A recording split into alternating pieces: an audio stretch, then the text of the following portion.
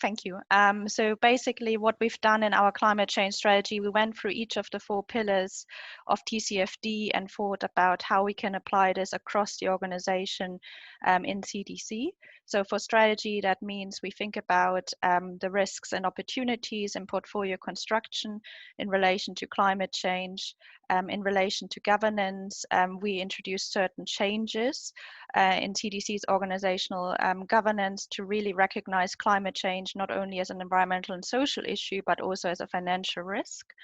In terms of risk management, we've introduced certain changes to again acknowledge the TCFD framework of physical and transition risk from climate change that will be explained today.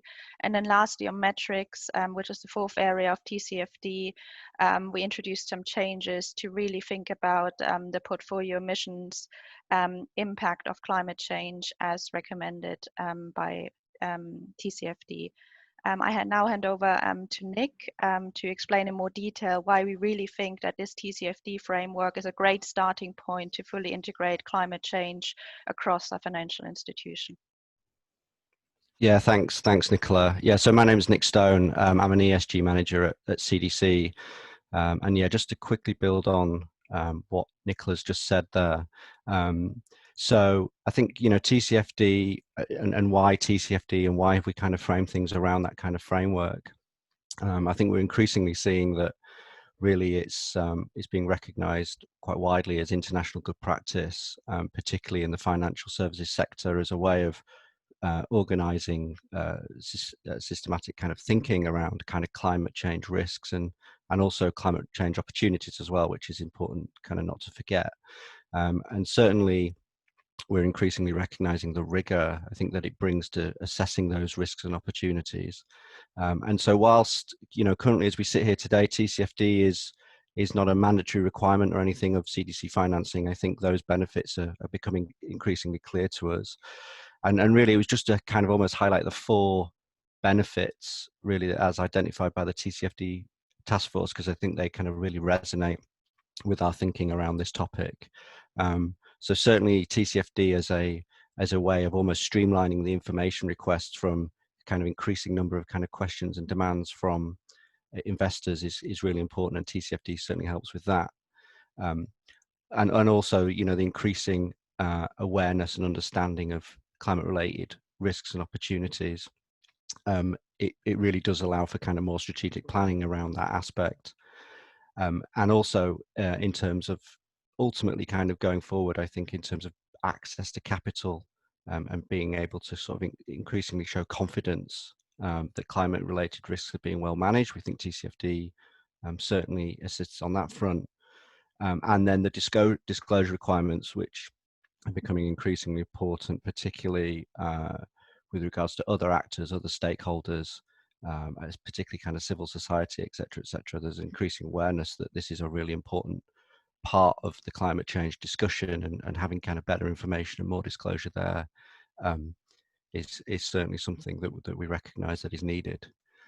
So all in all, it's really just to say, it is a very important framework for us going forward, and hence why we wanted to kind of bring it to the fore in terms of how we presented this information today and how we worked with Acclimatise on this particular webinar. So I'll pass over to John, I think, who will start to take us through the first session. Okay, thank you very much, Nick. I'm John Firth, I'm CEO of Acclimatise, and just to give you some background, Acclimatise is an advisory and an analytics company. We've been in operation now for 15 years. We focus on climate change in the context of adaptation and resilience, but we can also speak about transition, and I will talk about that, and some of my colleagues will during today's session. Our focus is very much on helping organisations, whether they be in the financial services sector, the corporate, SME businesses, or government, national, international, city, and down at local community level, trying to understand what are the impacts of a changing climate and how does it change the way they view the world and their responses to that world. And so it's very much about integrating climate change into the business model. I just want to context this a little bit for the rest of the discussion about why climate change is such an important issue for the financial services sector and the business sector. And it's quite interesting when you look at, for example, the chart that's shown on the screen. This is something produced by the World Economic Forum. This report came out in 2020, and they do this report every year. They base it on a global risk perception survey, which asks the forum's network of business, government, civil society, and thought leaders to gauge the risks facing our world. And when you look at these risks that are mapped on this grid of likelihood and impact, the top right-hand quadrant is where the greatest risks lie. Now, over the years, you can expect to see the obvious things that are in there: geopolitical risk, cybersecurity, etc., etc., etc. But consistently, environmental risks, and more importantly, for today's discussion, climate change, has begun to feature every single year in this top right-hand quadrant, whereas other risks tend to come and go. So they reflect what's on the minds, what's driving concerns at the board level at that particular time, but not the climate change risks. They are stuck in this right-hand top quadrant. I've ringed the one on the top left-hand quadrant, which is infectious risk from disease. And clearly that's very much front of mind now with COVID-19. So I'd expect next year's report to have put that in the top right-hand quadrant as well. But again, it just reflects this issue of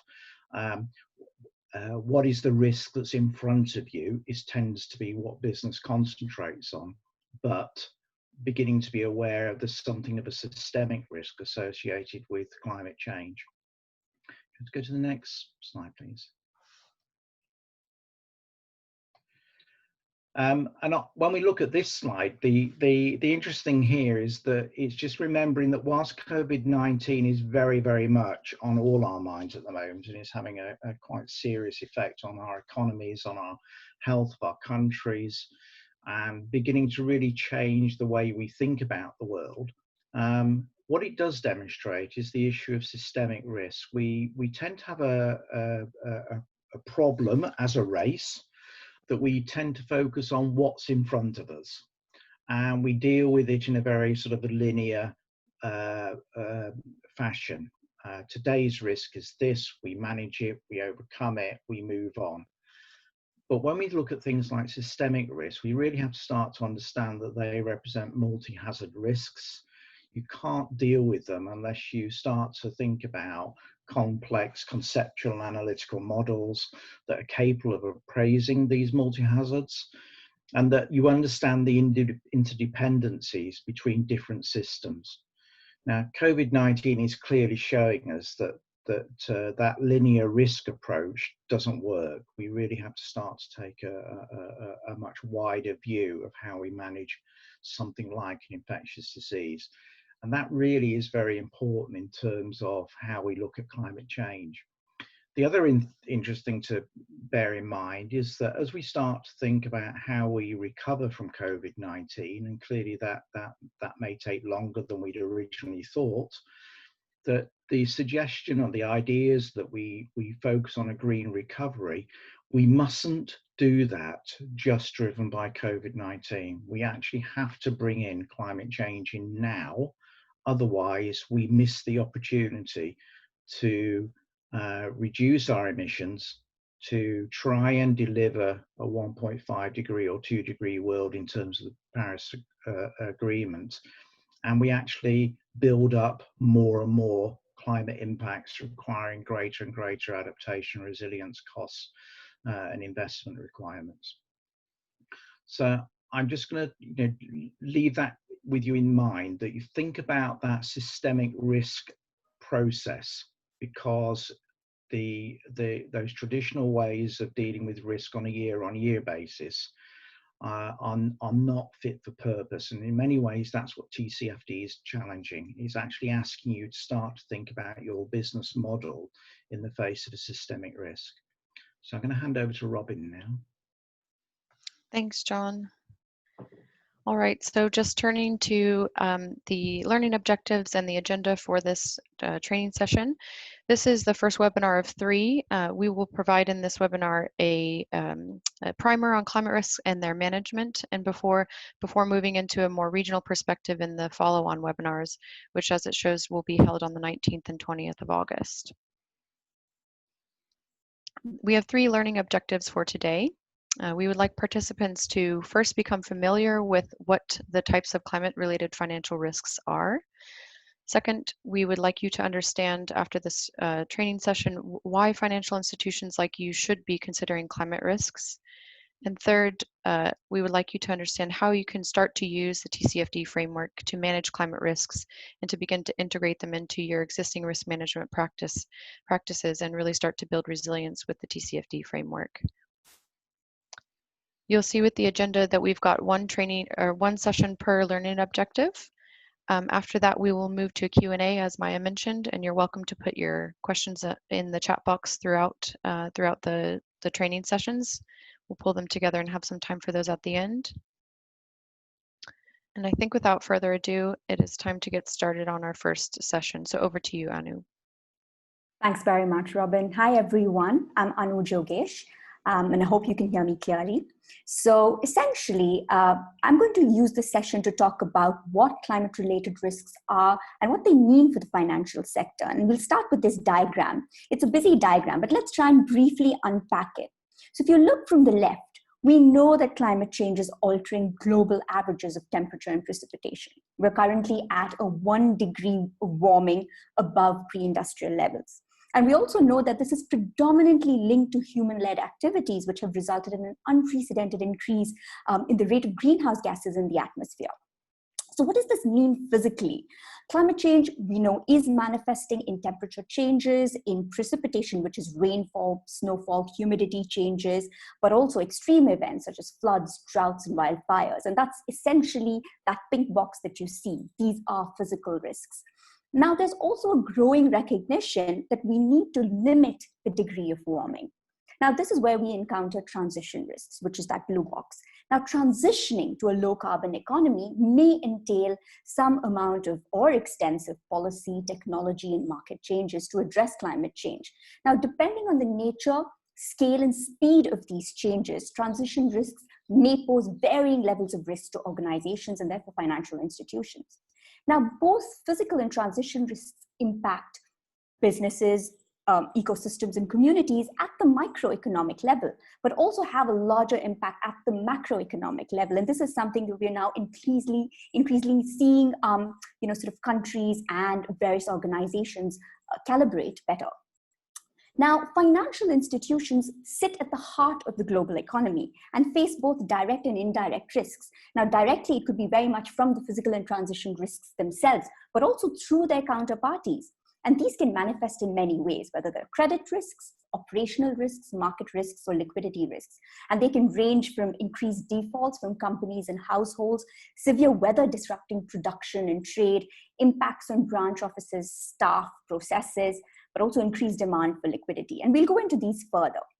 I think it's also at this stage important to recognize that financial institutions have a window of opportunity to better support communities and businesses in addressing these risks. So there's clearly a case to be made here to talk about managing and assessing risks, but also looking at how some of these opportunities can be better evaluated and the opportunities they're seized. Next slide, please. Thanks. Now, before we go further, I think it is important to understand the need for urgency in undertaking action. And again, a busy slide, but I think the key message here is that look at that orange trend line. Because of a high degree of concentration of greenhouse gas emissions, we've seen a steady trend in rising temperatures over the last, several decades. Now, this sort of concentration of greenhouse gas emissions also means that some of the climate change is already locked in. What this means is we're going to touch about 1.5 degrees and likely more into the 2040s. There are scenarios focused on some low carbon economic growth where we have an opportunity to limit the warming. But if we continue with our current emissions trajectory, it is projected that global warming may reach up to 4 degrees by the end of the century, with associated widespread impacts. So the key message, the 2 key messages here essentially that we have to take away. One is that we have to work hard to transition to a low carbon economy to avert the worst impacts of global warming. But also going forward, we'll have to ramp up efforts to build adaptation and resilience to the physical impacts, because we are going to see climate impacts worsen for the foreseeable future because of this lock-in. Slide change, please. Thanks. Now, let's define physical climate risks. When we talk about physical risks, we're essentially talking about risks arising from hazards. Now, these can be extreme weather events or long-term incremental shifts in climate patterns. And many of you are perhaps already very well sort of, acquainted with extreme weather events. I mean, let's be honest, the regions we're focusing on, the African continent, the South Asia region, are very much disaster prone. And a lot of financial institutions have already been thinking about this. But climate change also has the slow onset component.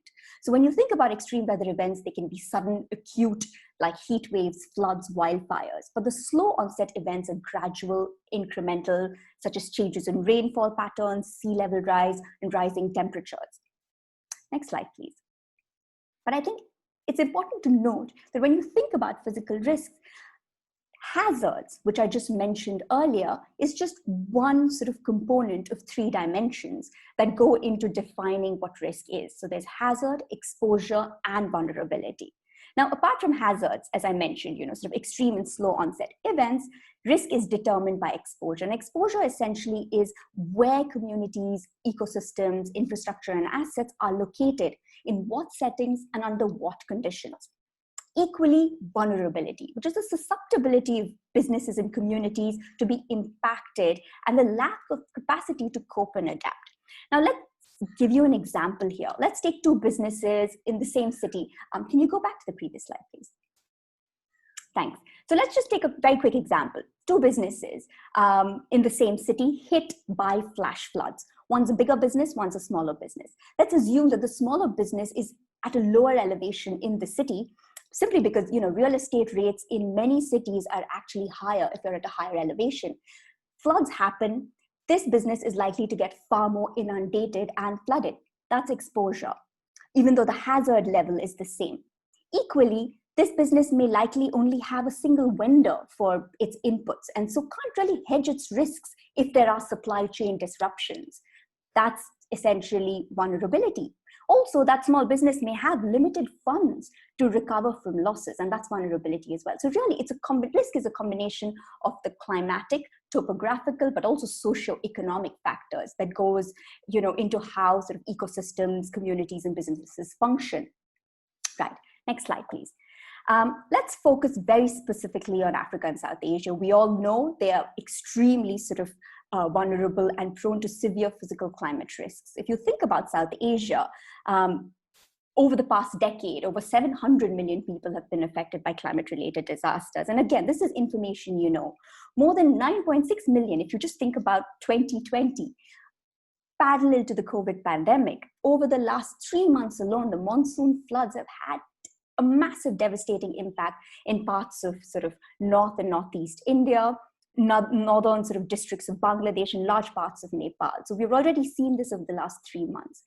Now, going forward, South Asia is projected to experience, according to the IPCC, increase in temperatures and heat stress in parts of the region, but also rising sea levels and storm surges in the coastal regions, extreme precipitation across both inland and coastal flooding, increased aridity in certain regions, and of course, again, in the coast, increasing cyclonic activity. And we've already had 2 cyclones in this year alone. I think what's important to note here is that, and we've spoken to a lot of financial institutions who note that they are aware, and some of this is already built into some of their stress testing models, especially if they're sort of lending to the agricultural sector or small industries. But what we always reiterate is when you look at projected climate impact, they don't always follow historical trends. And you're certainly going to see an exacerbation of some of these impacts, which is increased in incidence and sort of frequency of these. And it's important to note that you can't look at the rearview mirror anymore when you're driving forward, that there will be bends, there will be changes. In terms of a macroeconomic impact, if you put a number to this, there are, like I said, increasing studies. And there's a World Bank report that recently noted that for India alone, climate change is projected to result in a present value loss in GDP of over 800 billion USD by 2050. What does this mean in terms of financial impacts? Now, floods can really result and have already resulted in decreased production capacity in terms of transport difficulties and supply chain interruptions. Now, Indian banks have noted that reduced revenue from such extreme weather events can result in increased delinquency ratio of banks' industrial sector loans. So there clearly is a recognition that there will be impacts going forward. Next slide, please. Thanks. Now, when we come to Africa, again, Africa has been witnessing increasing floods, landslides, droughts, and cyclones. And in 2019 alone, around 33 million people were impacted by these events. What's projected to happen? Now, according to the IPCC, again, a reduction in precipitation in some parts of the continent, namely Northern Africa and southwestern parts of South Africa by end century, create a stress in a number of parts of the country, of the continent on water availability and severe impacts on crop productivity and food security. In terms of macroeconomic impacts, again, a recent study notes that Kenya is exposed to a potential loss of 2.6% of its GDP annually through 2030. And in another study, it's noted that Nigeria is exposed to a potential loss of 1.6% of its GDP for the same period. Now, financial impact, there was an interesting study again that noted that between 2011 and 2015, rising temperatures and droughts had essentially resulted in a decrease in key grain crops in Kenya, namely for barley and wheat. And this essentially caused a delay in the repayment of bank loans by farmers. This is one study that's been captured, but there are likely several anecdotal instances of what's happening across the continent as a result of climate impacts. Next slide, please. Now, I did mention this earlier, and I think when we talk about risks, it's also important to talk about the fact that there are climate-related opportunities for banks to support resilience measures. Now, one way to sort of frame opportunities is to consider the range of clients who may require new finance. They could be retail customers. There could be a shifted demand, for instance, for home improvement loans. Certainly in India, where there's been a spike in home improvement loans over the last 2 years, because of post-flood repairs. Now, private companies may require funds and investments for managing existing risks in supply chains or providing sort of products and technologies to manage these risks. Startups. Now, there are providers of new adaptation technologies and services. We've certainly seen instances of companies focusing in energy and agricultural sector among startups in the region. Now, local governments may also require funds to be supported to build and improve on their adaptation and resilience measures. One example is for cool cities. And very similarly, national governments will require sort of investments on a much larger scale because this is a systemic risk. One example may be investments to better help monitor and reduce disease spread with increased heat and floods. Next slide, please. Thanks. Another way of actually thinking about opportunities is to think about how financial institutions can consider the very stages where clients have new financing needs. Now, they could be in managing existing risks, they could be in responding to new and emerging risks, or adapting to market shifts. Next slide, please. So let's look at two very quick examples. In the real estate sector already, there is a recognition, for instance, for the need of consulting services to assess climate exposure on certain asset locations. There's also a growing demand for investing in technologies to cool buildings and retrofit existing properties. In the industrial sector, there are greater investments in technology to ensure energy efficiency and water efficiency for manufacturing sites. And also that long life infrastructure assets need to be climate proofed. For instance, temperature rise, warmer air and changing winds mean that it's going to affect the ability of aircraft to leave the ground, and longer runways may actually be needed. So really thinking in advance when you lock in infrastructure. And from a market angle, there is an instance for an uptick in building regulations for encouraging designers to increase insulation levels to respond to rising temperatures. Right. So I'm going to end here. And what we have essentially are sort of physical climate risks and a really better understanding of how financial institutions can get impacted, but also where they can find opportunities to contribute to solutions. And I'll hand it to Robin now to talk about transition risks.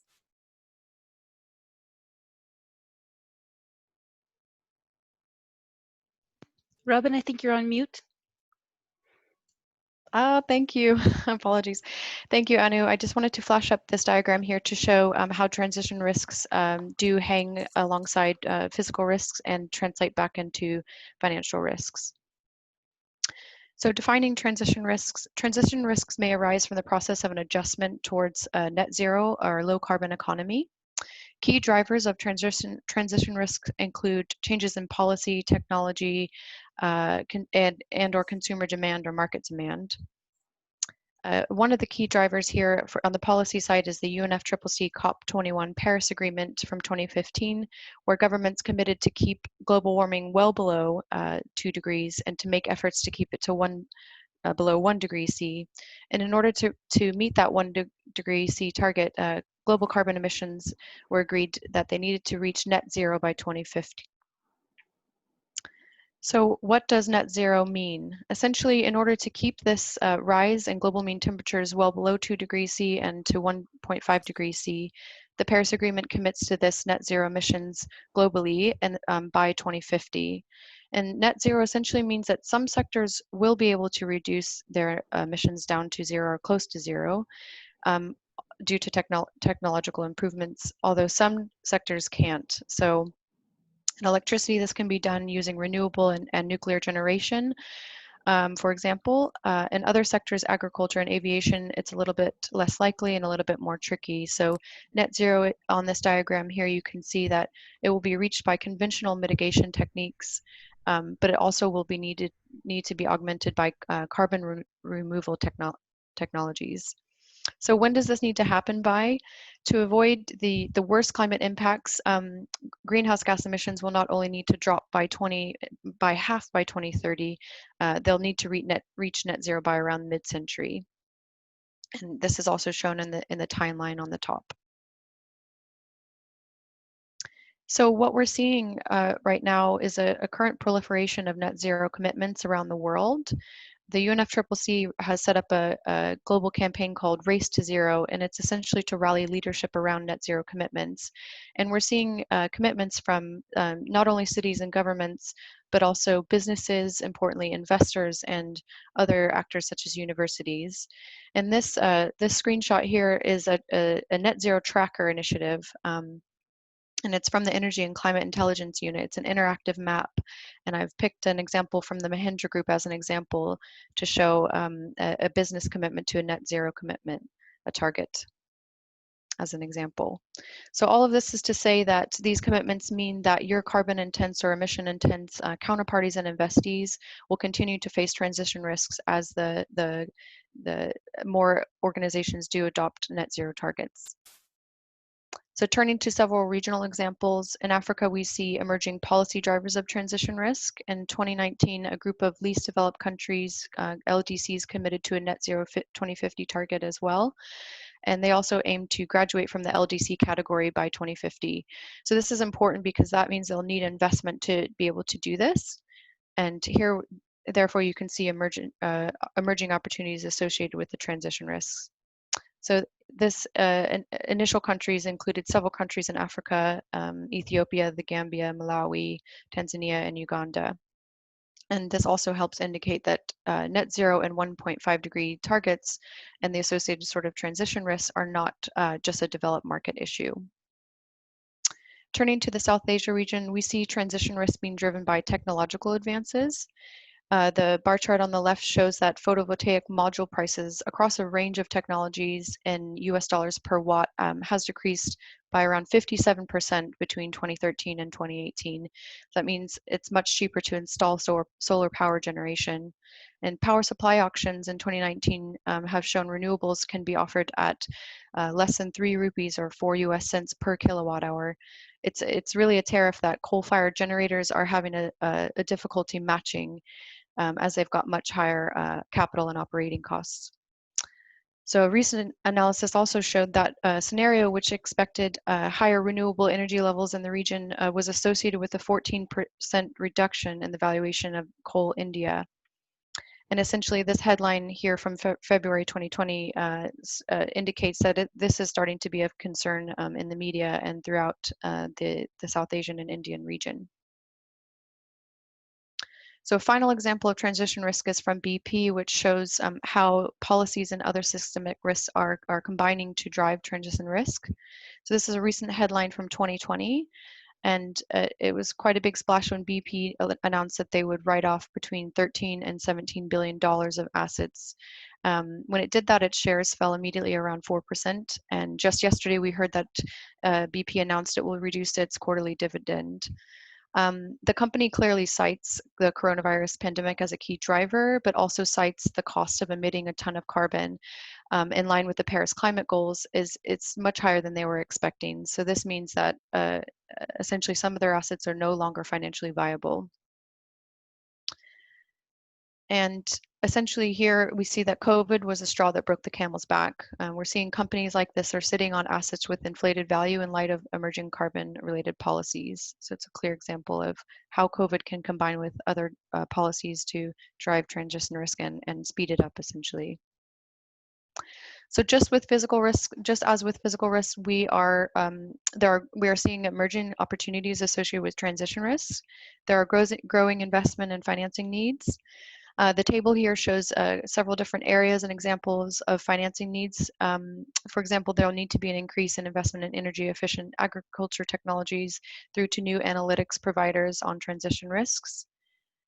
EU analysis has shown that a net zero emissions target can be expected to deliver an estimated 2% in GDP increase across the EU member states by 2050. So those net zero emissions targets that are emerging also are associated with GDP increase, as well as the creation of 2.1 million new jobs in the region. And then finally, I wanted to touch on the bar chart, which shows quite a healthy green bond market. So green bonds are issued in order to raise finance, typically for climate change solutions. In 2019, we saw a new global record was set with 257 billion US dollars being issued of green bonds, which is actually a 51% increase from 2018 to 2019. And I think that's it actually. So I'll wrap up with transition risk and hand over to John now to cover the review of a changing climate risk governance landscape. Okay, thank you very much, Robin. As Robin says, this next session is to just give an overview of the risk governance landscape and how that's been changing and is changing in response to a number of drivers. So when we look at this slide we've got first here, I think on the left-hand side is just a circle put together by Chapter 0 with HSBC. What it's trying to do is just map out the various initiatives that are driving action. And you can think of those in terms of actions to do with business practice, best business practice, knowledge sharing networks, financial instruments, and disclosure. And then in the center are a number of cross-cutting initiatives. And what's remarkable about that is how many of those initiatives have all come to fruition and started in the last 2 to 3 years since TCFD came into place. Some of them relate obviously longer than that, like wage principles, for example. But when we look at those, we can start to think about 3 key drivers for action. And they can be thought of as market-driven or market-led, regulatory and oversight processes, and stakeholder pressure. And the net effect of all these drivers and operating on the risk landscape and the governance for whether you're a bank, an insurer, an investor, or a business is that change is taking place, and that change will drive regulatory action, and that change is leading to an even greater expectation amongst your shareholders that you will respond. Next slide, please. I think the interesting is about that 2 key actions took place in 2015. One was COP21 with the signing of the Paris Agreement, And they're probably 18 months prior to that when a recognition that we really had to bring the financial and business sectors into the climate change world in a much more framed and deliberate way than perhaps before. The other action was that the G20 finance ministers and central bank governors met, and they recognized that looking back to the 2007-8 financial crisis, which they saw as a systemic risk in terms of the collapse of asset prices, they recognized that they did need to start considering whether climate change was also represented as systemic risk. And you remember I talked about the need to think about this earlier. And so the Taskforce on Climate Financial Disclosures was established at the request of the G20 finance ministers. And that met under the leadership of Michael Bloomberg. It's an interesting organisation because whilst it's focused on climate change, there are no climate scientists involved. So this is an organisation made up of providers of capital, insurers, banks, large non-financial companies, accounting and consultancy firms, credit rating agencies, no climate scientists. Now the reason for that is this is the corporate financial world exploring an issue in terms of how it affects them as a business risk, not necessarily how it affects them as a science issue and a climate change and environmental issue. And that's quite important. And 2 or 3 years ago, I was at a COP in Poland and was asked a question, on a panel session, what was the most important report ever produced to do on climate change? And I said, it's the TCFD. And the reason is because it creates action. It's not written by scientists for scientists, it's written by business people for business people. And as you can see here with a quote from Mark Carney, the former chairman and Bank of England governor, the stakes are undoubtedly high, but the commitment of all actors in the financial system to act will avoid a climate-driven Minsky moment. And that's the term used to refer to a sudden collapse in asset prices. And that is a key concern here, that if we don't get hold of climate change and really understand how it will drive business models, then we risk this problem of asset price being revalued. And you can see, reference that Robin made to the effect on BP with having to downwrite its assets. Next slide, please. So when we look at TCFD and start to think about some of these market-led initiatives first, the interesting is how widely supported it has become amongst financial institutions, including in Asia and Africa. So far, just over 1,000 supporters have signed up. Those supporters have a market capitalization of $12 trillion. But in terms of assets under management, they represent $138 trillion. There's 595 banks, insurers and investors there, and 108 banks, insurers and investors from Asia and Africa. And year on year, the number of organizations joining is increasing. So TCFD has become something that major corporates, major banks, and the financial service world generally has begun to get hold of and recognize this is the area they should be focusing on. Next slide, please. But there are other organizations out there, and you refer back to that my first slide with the circle. And one of them is the Network for Greening the Financial System. Now, this is a collection of 69 members and 13 observers representing 5 continents. These are the central banks primarily. Now, what's interesting about that is central banks tend to be very conservative in the way they approach issues partly through fear of destabilizing markets. So they tend to take a quite cautious approach and then step in when needed. But here we have 69 of the key central banks across the world coming together, picking up on TCFD and beginning to understand what is the best practice on climate risk disclosure and climate risk in terms of understanding how it affects business model across different jurisdictions. At the moment, this is very much in terms of giving guidance. So here we see two examples on scenario analysis, and secondly on a call for action generally to businesses. But you should always see this as a first step towards central banks beginning to then start to take regulatory action. We'll come on to some examples of that in a moment. Go to the next slide, please.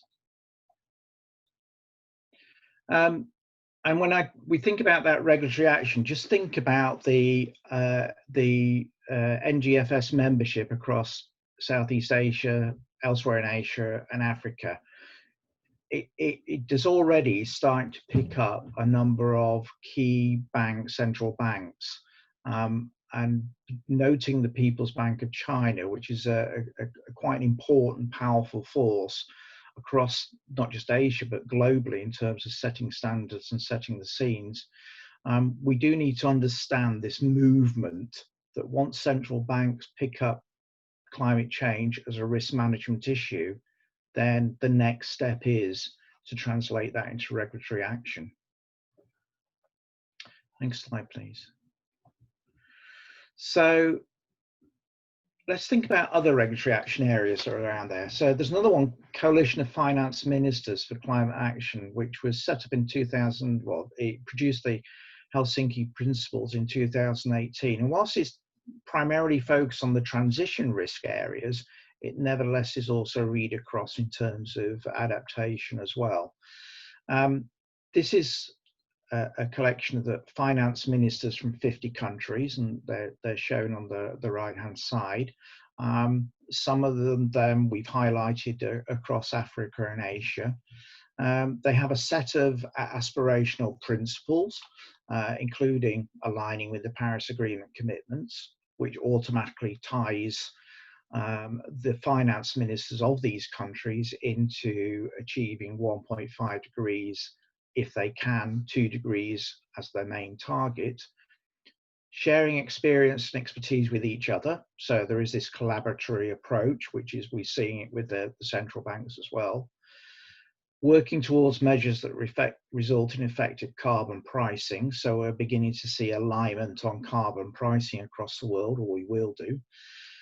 Mobilizing private sources of climate finance, and that's particularly relevant here, and developing a financial sector which actually supports climate mitigation adaptation. So that has to be a financial sector that understands climate mitigation adaptation, which in many ways is part of the reason for this exercise today. Next slide, please. Another key initiative that's underway is with the European Union, and whilst we're not trying to suggest that what happens in the European Union drives the rest of the world, clearly it doesn't, but the European Union has been a very active and powerful voice, not just on climate change, but also on developing a sustainable financial system. And so here's an example of their key focus area, which is an action plan for sustainable finance. The action plan has been underway for some years now. There's a timeline shown on the slide. It was published last year. It will be updated again in 2020. But behind the scenes on this, you should understand and be aware of some important actions that are taking place. EU directives are being amended to clarify how asset managers, insurance companies, and investment or insurance advisors should integrate sustainability risks or other sustainability factors into their activities. And as an example of that, the non-financial reporting directive requires companies, not just financial institutions, to disclose principal risks in their non-financial statement, and which may include the potential financial consequences of climate change. The EU has published a new supplement to these non-financial reporting guidelines, essentially aligning with the TCFD process. The taxonomy that has also been produced is very, very important, because this really starts to set the process by which investments are judged in terms of, do they meet sustainable finance definitions? Are they where action should be taken? And the taxonomy approach that's been produced, in which Acclimatise sat as an expert advisor, is looking very specifically at activities that can be considered as adapted activities, or activities that enable adaptation. And what we're going to increasingly see is financial institutions based in Europe will be aligning themselves to this taxonomy, and they'll also be aligning the investments they make. So, for example, we know the European Investment Bank, who we've been working with, have gone through a process of trying to understand how does their loan portfolio align itself with the taxonomy and with the Paris Agreement generally. And that will be the way in which they start also to judge the loans, the credit lines, the investments they make in the future. So whilst banks and investors in Africa and Asia may not necessarily be caught by EU policy directly and regulation, they'll be caught because of their association with financial institutions that are based in Europe. Go to the next slide, please. I mentioned earlier about the central bank exploratory process and how that is moving towards regulation. And here's an example from the UK. It's still not formal regulation yet, but we are very, very close to that now. So two examples here. The Prudential Regulation Authority, which controls banks, insurers, and major financial houses, now it issued a statement back in 2019, and it requires banks, insurers, and investors to consider physical and transition climate risks and reflect on their current approach to managing these. And they had to report to the Bank of England their process for doing that. So it's starting this process of tell me what you're doing so I understand as a Bank of England, so I can then start to think, where do I place the regulation in order to control and ensure you're doing this. And then secondly, with the Bank of England Prudential Regulation Authorities, Bank of England's biannual exploratory scenario, BES, which is a process they go through every 2 years. They issued one that was due to take place this year, but suspended it because of coronavirus, but it's back on track for next year. And it's laying down very clear requirements of, particularly with banks and others and insurers, that they need them and want them to demonstrate against some very prescriptive scenario requirements. How will their organization perform under these requirements? And again, you should see this as a process of testing, understanding the process so that the bank can actually put into place regulation. And whilst the bank is doing this, and it's a major player in the central bank organization, the NGFS, other central banks will be watching this. On to the next slide, please.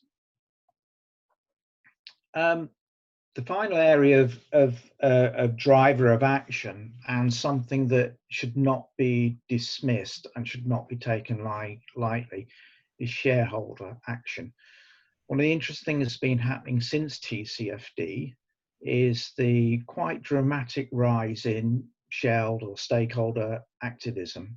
And we can see it on the streets in Europe, United States, with organizations such as Extinction Rebellion, but we also are seeing it through activism at the shareholder level in AGMs. And for Standard Bank and First Rand Bank in South Africa, they just had two very quite obvious examples of that in process, of shareholders being quite vociferous in their opposition to bank policy and decision making.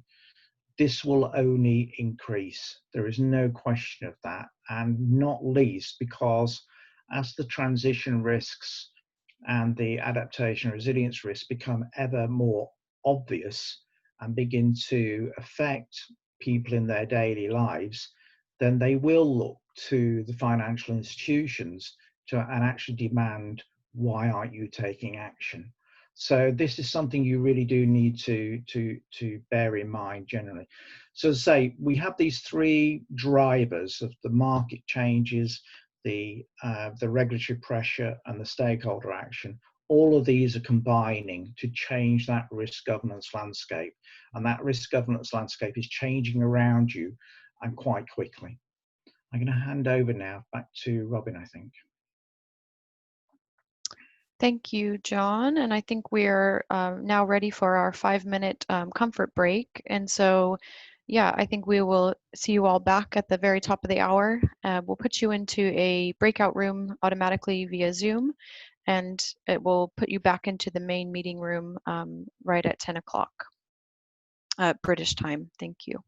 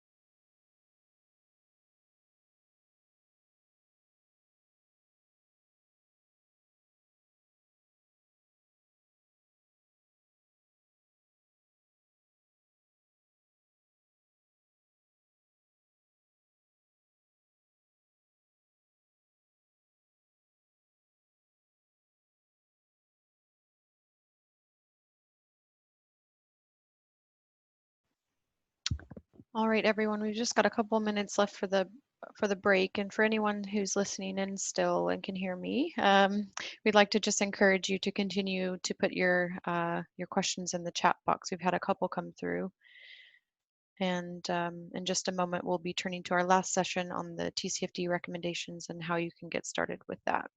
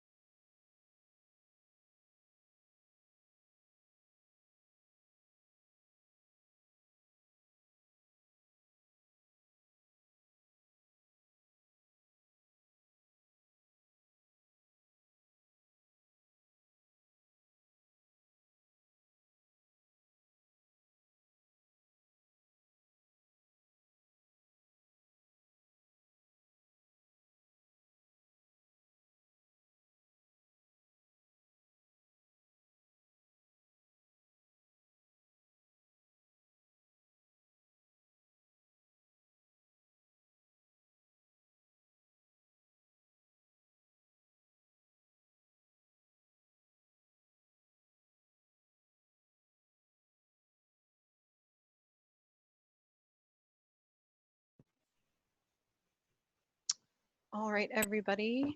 I think just to be clear, there might have been a slight malfunction with the breakout room, but that's okay. I think everybody should be back and we can get started on our final session.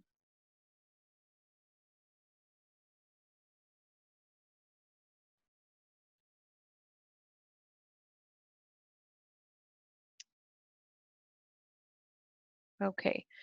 So in our final session, I will be touching on the TCFD framework and how you can start to manage climate risks with this framework. As John mentioned, the TCFD framework, he mentioned how it came to be and how it's been a game changer, but I just want to touch on what it really means. So the TCFD has set out a set of recommendations for the voluntary reporting of climate-related risks and opportunities. So these recommendations are aimed at both financial institutions and companies in the real economy, so both sort of ends of the investment spectrum. The recommendations are now widely recognized as the authoritative guidance on climate risk disclosure. But as John mentioned, TCFD is much more than a disclosure framework. Financial institutions can use it to strengthen the resilience of their strategies against climate risk and to integrate climate really across the whole organization. So TCFD helps financial institutions put in process a place to help prepare for climate risk and market changes. And so I'll walk you through the set of recommendations in the following slides. So the TCFD recommendations have 4 pillars, and the framework asks for corporates and financial institutions to disclose against these 4 areas, and it provides 11 more detailed recommendations in total. So there are explicit disclosure recommendations, but there are also implicit suggestions, which I will unpack in turn here, essentially walking you through a little bit more detail than the TCFD framework provides to help you kind of get started. But the 4 pillars that the TCFD has set up are governance, strategy, risk management, and metrics and targets.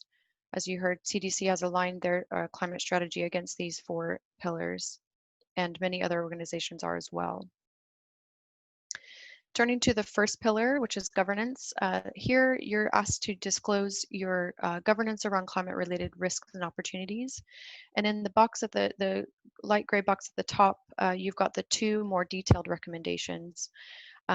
But I want to break down a little bit more about what this means. So governance under TCFD is about setting roles and responsibility.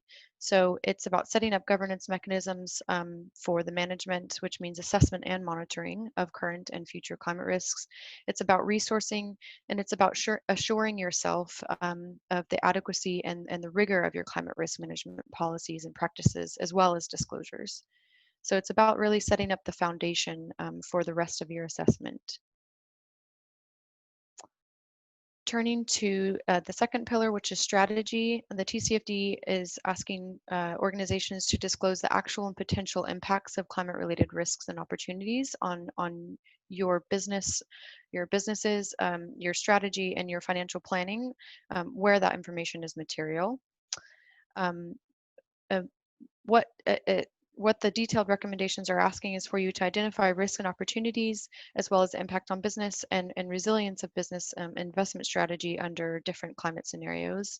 And so what this means, unpacking that, is that you'll need to start doing a baseline assessment of current climate risks, both for physical climate hazards and transition risk drivers that are relevant to your holdings and operations.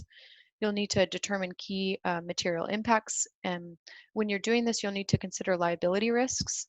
So liability risks are instances where climate impacts could create or increase liability.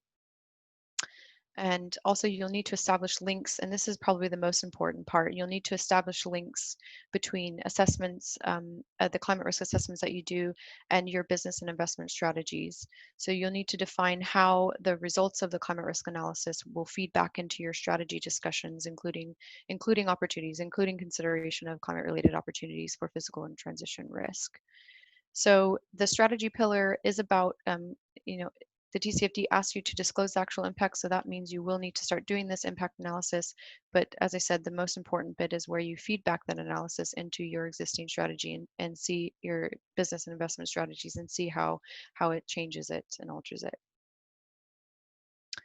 The third pillar is risk management. So here the TCFD is asking organizations to disclose how you identify, assess, and manage climate-related risks. And unpacking that a bit means that you'll need to begin to survey your internal capacities and your need for external support to do the analysis. So some of this will happen actually during the governance sort of pillar, but in order to be able to disclose and work in this pillar, the risk management pillar, you'll need to start to survey what you have in-house and what you'll need externally. And that includes providers of physical risk and transition risk expertise. And also you'll need to build internal capacity around climate risk analysis, including attending webinars like this and other training similar. You'll also need to consider approaches for scenario analysis. So these are very different for physical risk and transition risk. And there are two sort of emerging fields around these two areas. And essentially it's important to start to get really familiar with the different types of scenario analysis available. There's a lot of emerging guidance on that. And actually in the back of this deck, we do have a resource table which points you to a little bit more guidance on that, specifically for financial institutions.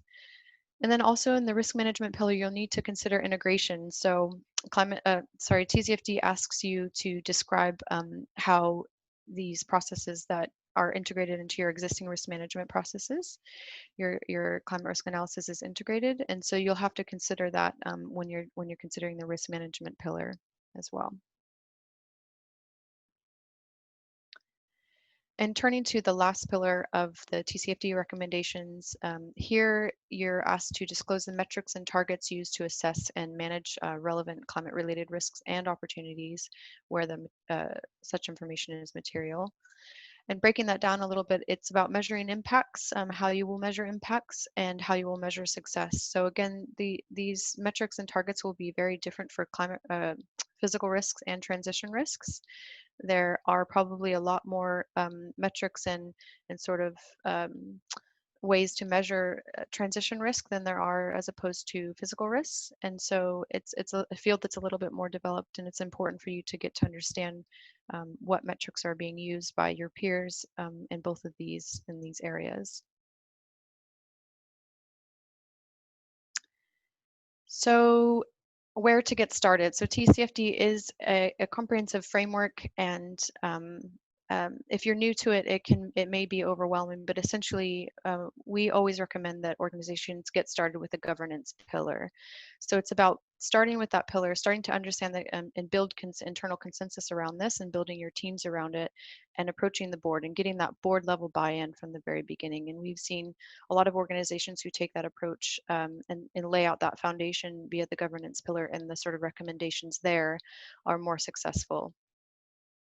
So it's easy to probably want to get started right away with a quick win risk analysis, and that's fine. But we do think it's really important to go back to the governance pillar and really get that set in place, get your house in order that way. Next, you can start to do a qualitative analysis. So we've seen Sarah Breeden from the Bank of England mention that while quantitative analysis is very important, the sort of methodologies and approaches for quantification, in particular around the physical risks, is pretty nascent still. And so qualitative assessment is actually absolutely fine at this in your early stages of TCFD and climate risk analysis. We encourage a multi-year phased approach, and for you to build a roadmap, which helps you set out sort of your first actions, and then building on that year on year, and also how you will determine where you will need to build internal capacity and source external support. And then also finally, to get started, you can engage with peers that are on a similar journey. So many financial institutions across the world are really taking action. There are a lot of sectoral associations. The UNFI has put together several programs on transition risk and physical risk for banks, investors, and insurers. And you're really encouraged to engage with your peers who are also on this journey. So very much not alone on that. And Also on getting started, an excellent resource, which I do link in the recommended readings and the tables in the latter part of this slide deck, the Climate Disclosure Standard Board and the Sustainability Accounting Standard Board, so CDSB and SASB, they've created a checklist for getting started on TCFD, and it's, as I said, an amazing resource. And I wanted to highlight this checklist here because the first three things they mention all relate to the governance pillar. So again, I'll repeat that. The governance pillar is really the key place to get started.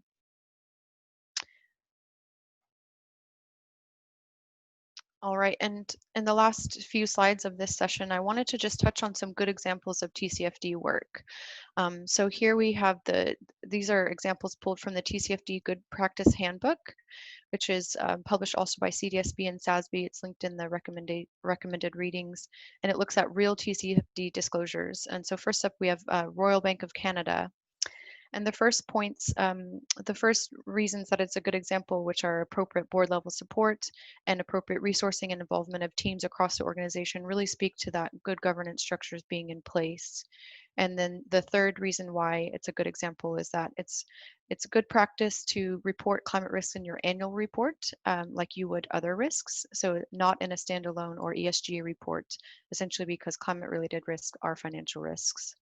So this, as I mentioned, is a really excellent resource for you to go and read what others have done. And I've got one more example for you, which is from the Commonwealth Bank of Australia. And this is a good example because it pulled appropriate metrics and targets. So you can see they've set a low carbon target by 2050, or sorry, 2025. And also importantly, the Commonwealth Bank of Australia was seen to include opportunities associated with transition risk in their disclosures. So they've done opportunity-related analysis, which will be increasingly important piece of the puzzle and actually may be potentially more interesting than the risks going forward.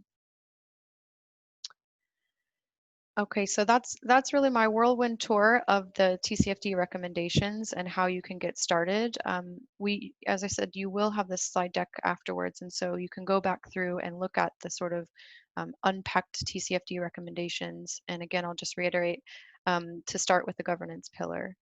And I think now we're going to hand over to, we're going to take a moment to collate some questions that we've been coming through and then take your questions in turn. So bear with us for just a moment.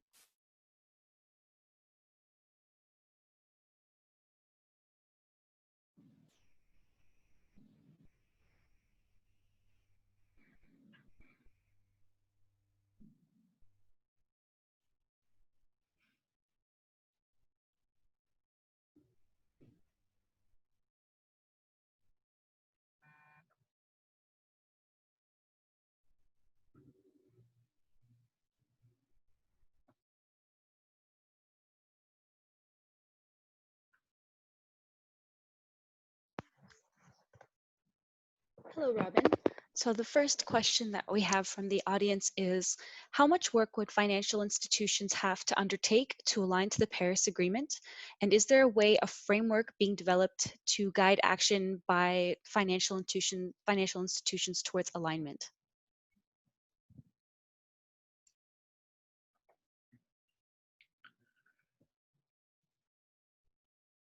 Hi, it's John here. Do you want me to try answer that one? Sure, John, thank you. Okay. How long's a piece of string?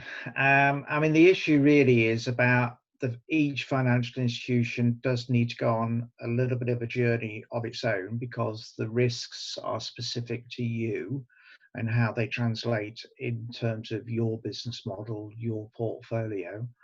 As Robin has referred to, there's a whole set of guidance out there beyond just TCFD. What has happened over the last 2 years are lots of organisations, including ours, have produced. Yes, but how do you actually start? It's a bit like going into an exam and staring at the question with a blank sheet of paper. You need actually more than just the questions. You need guidance and thoughts and suggestions and recommendations. So there is quite a lot of guidance out there to actually help you do that. And they are linked to the Paris Agreement because at the end of the day, what TCFD was prompted by was trying to align with the Paris Agreement and reaching 1.52 degrees. So the Paris Agreement is intrinsically integrated within all the guidance. So I think my recommendation would be that an organisation, a financial institution, first of all, does some homework, just looks at the available information, and then starts to ask questions. And rather than just sit still and trying to work out yourself, it would be to reach out to professional associations, networks that your organisation might belong to, talk to CDC. I mean, that it really is that sort of style of reaching out, engaging, and beginning to find the space that you feel comfortable with within the frameworks provided by TCFD and the guidance. Great, thank you, John. So we have another question, which is, actually, it's a comment first. So the TCFD alludes to governance, and the PRA insists that a senior manager takes responsibility. However, under the senior manager's regime, there is no prescribed responsibility for climate change. Firms are expected to take this seriously, but there is no pressure applied to set the tone from the top for climate change and climate-related events. That being said, this is a question for Nick or Nicola at CDC. Is CDC planning any such climate risk webinars for executive council members and board members of financial institutions? Once there is appreciation and alignment at these levels, it is easier to get buy-in. Sure, I can come in on the the specific question to CDC if you like. Yeah, we saw that question, thought it was very good, and a very good suggestion. So I think just to that point, yes, I think if there are individual institutions who want to kind of take up that conversation further, I think we can certainly think about how we engage. In some respects, it does go back to John's point. I think, like, you know, I think there's a bit of learning by doing here around TCFD, and like John says, getting comfortable with various bits of the framework. And I think we are open to having those conversations, so we can certainly take those offline for those that are interested. We've obviously got the session coming up in 2 weeks' time where we do the deep dives into the regional perspectives, and I think that will also give us some space. We'll be able to open up to the floor a bit more in that session as well, so people will be able to ask more questions about how we really sort of drive further change and more concrete action around this topic, and so we can certainly explore it further. But also, that said, today I think there are a number of, or I hope they've joined at least, I think there are a number of very senior people who've joined this webinar as well, so we certainly recognise the idea that we really have to be engaging with the senior levels within all organisations, and certainly with boards and ExCos. So that's not lost on us. But I think we're kind of almost at step one in some respects, but certainly we're in the mood for kind of reaching out and furthering those discussions as we go forward. I wanted to also, thank you, Nick. I wanted to just come in here too really quickly and mention the Chapter 0 initiative, which is pulling together lots and lots of resources for board level members, including non-executive directors as well. Acclimatise, I'll just say really quickly, we recently wrote a physical risk primer for them. They've got a lot of stuff on transition risk as well. So I think I did link to it in the recommended readings and or resources. So definitely also check out Chapter 0, and they've got chapters, membership organizations all over the world, really.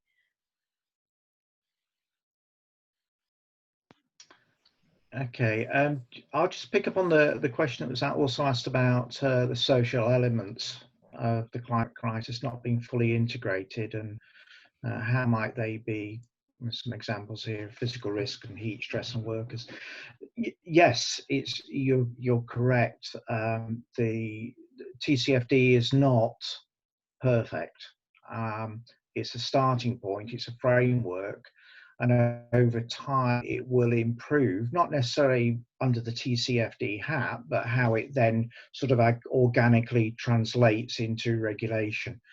But what is clear is not when the authors were preparing this, they had not necessarily understood all the implications of a changing climate on a business.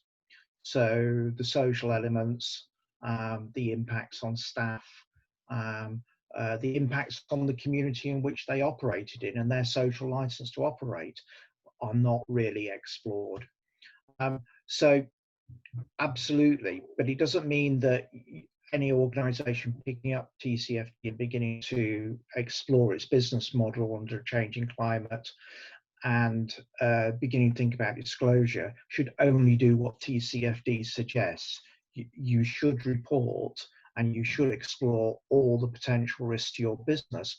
Otherwise, you actually don't understand those risks, and it actually places you, the business, at risk. There are all sorts of practical things you could do. For example, the question here mentioned heat stress on workers. It would require looking at the actual operation your business performs, the sites it's at, the exploring the climate models so that you can access up-to-date temperature data. It's not just temperature, obviously, it's also humidity is a big issue in terms of heat stress. So, but it starts to become, it can become a detailed exercise in terms of doing a risk assessment. But there's a lot of information out there that's pointing you to the sorts of risks you might expect. So it acts almost as a scoping process you can go through to try and decide where you should concentrate your efforts. Great, thank you, John. Okay, so we have a question for Robin. Climate change in certain organizations is viewed under the environmental risk pillar, which is under sustainability.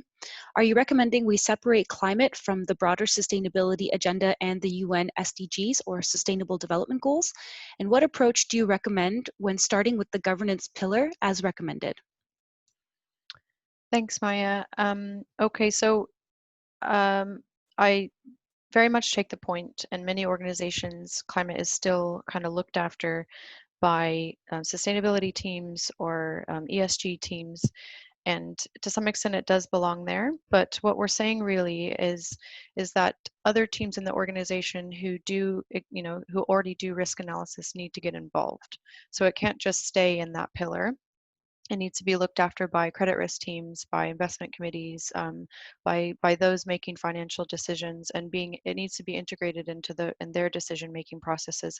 And there may be analytical skills within your organization that are outside of the ESG team that are sometimes we find even more, better resourced at times to take on additional analysis that you can work alongside. So when we're saying the governance pillar, to get started there, and I'll come on to this too in my last few minutes when I give some action points, is to look across the organization and look outside of your own teams. And so it's not to say that we don't agree that climate is an important SDG.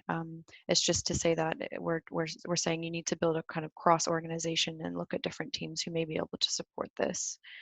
And integrated into existing business strategies and not just a sort of sustainability or climate related strategy.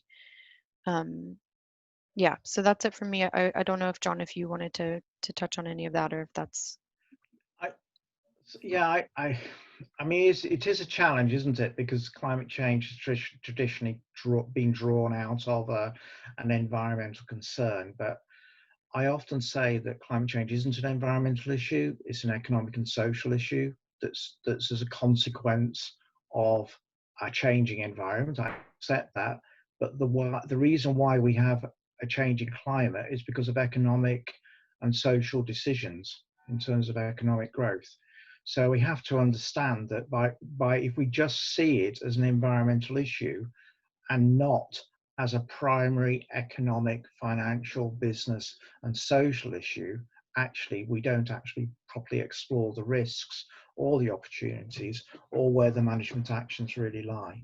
So it is important not to leave it under this environmental hat, which, as we all know, in many organizations is still not treated with the respect it deserves. It really belongs under the the chief risk officer, the financial officer, the director of finance. It's a board level issue.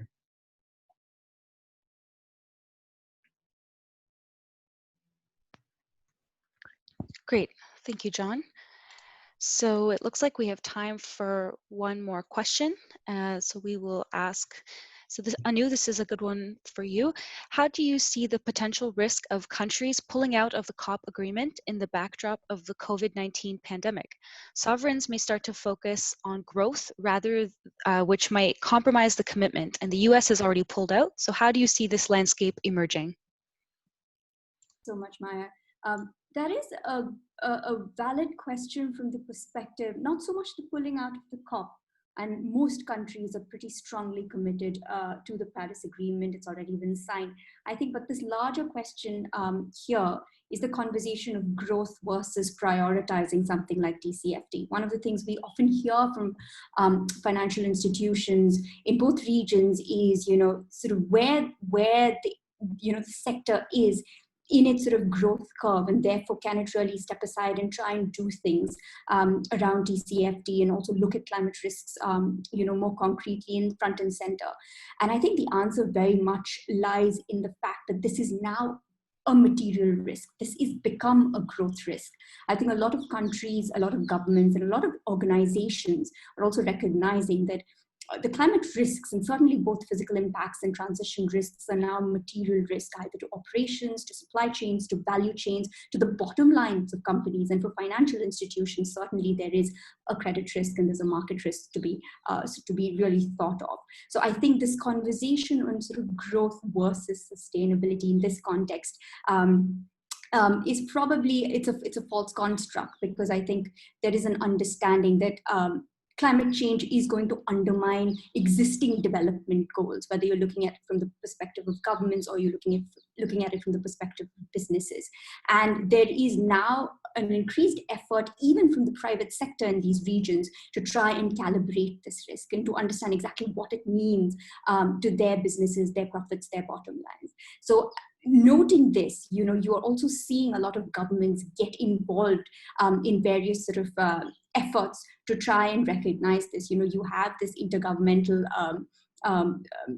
set up on looking at disaster resilient infrastructure. So there is a recognition, for instance, that there can be asset loss, infrastructure asset loss through climate change, and therefore, and this can have a knock-on effect financially into the economy. So there is that sort of workaround. So certainly, individual organizations, would certainly look at this closely. Thanks, Anu. I think I'm going to have to call it. We've just got 3 minutes left in our training session. So we will actually take the rest of the questions, which have been really excellent, and we'll reply to them in writing and when we send out the slide deck and recording. So in the last few minutes, I want to just summarize the main points and actually touch on some action points that you can do. So just to touch back on the learning objectives, we touched on what the types of climate-related risks and opportunities are. We heard that climate risks are financial risks, and that climate is already leading to physical risks, where drivers are acute and chronic hazards.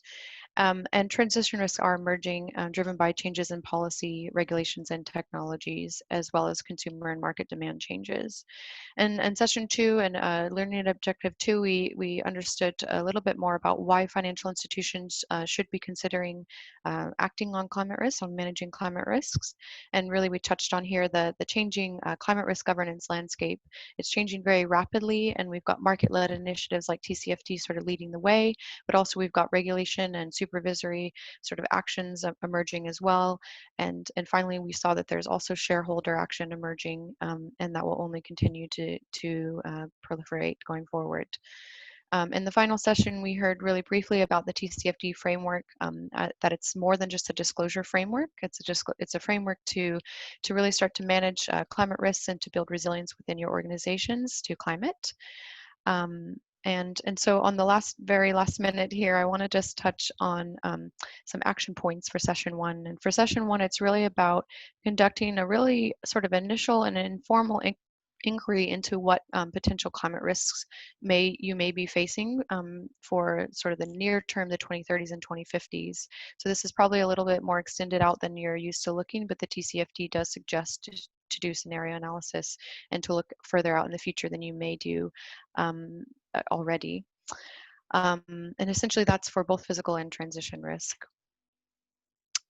Action points for session 2 are to really seek out peer experience. So talk to organizations that are in your personal and professional networks and ask how they're being impacted by climate related regulation. See who's looking at this issue, and also look at the changing governance in your areas of operation. Look at what your central bank or your finance minister is doing in areas that you operate. And then very finally, for the third session on TCFD, this is about starting to talk with your teams internally. So there may have already been some climate risk analysis completed in small ways, but it's about joining that up and also considering which groups within your organization would like to have a seat at the table going forward. And as I mentioned several times, it's about establishing a sort of committee or governance oversight of this and bringing that to the board and really getting their approval and buy-in. So with that, I will just mention very quickly, we do have the follow-up webinars. There's you can contact Yanu at CDC if you'd like to register for those. Those are the more detailed regional webinars on the 19th and 20th of August. And I think I will end here and thank you all very much for your engagement and participation. And we look very much forward to speaking with you later on in August.